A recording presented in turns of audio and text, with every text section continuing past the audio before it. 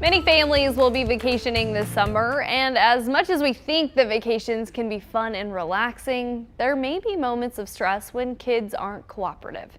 So, what do you do when your kids aren't cooperating and still have fun on vacation? Well, this is what Blanca Cobb, who has a master's degree in psychology, and I are talking about this morning. Blanca, to start, if vacations are supposed to be fun, then why are the kids not being very cooperative? Look, kids are kids at the end of the day, but here are a few reasons. One is when they're not on their regular routine, that inconsistency of what happens during the day can just throw them off. It causes stress. Sometimes there are a lot of new experiences, which leads to overstimulation for kids. That can be disruptive. Also, depending on the family routine during vacation, if they're on the go, go, go, go, go, that means kids can get really tired, overtired, I should say, and that can lead to some crankiness, which means they're not going to cooperate as much. And sometimes kids are just kids, which means they don't want to do things just because they don't want to. So when it comes to that, what can parents do to kind of get them to be cooperative? Particularly for the younger kids, you want to maintain their routine, their home routine on vacation as much as possible.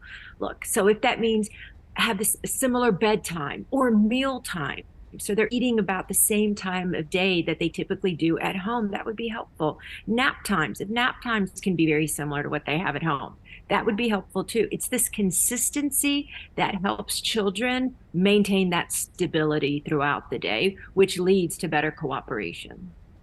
And when kids are being uncooperative, what do parents tend to overlook when they're correcting their kids? What happens is there's this focus on negative behavior because it's salient, it's in your face, it's grabbing your attention. However, it's better to focus on the times that they are cooperating, that they're showing the behavior that you want, the positive behavior, because this leads to long-term change because you're focusing on what you want versus what you don't want. If you're always telling them to stop doing this or that, and no, no, no, no, no, they're not getting the message of what is appropriate and what is it the parent is expecting.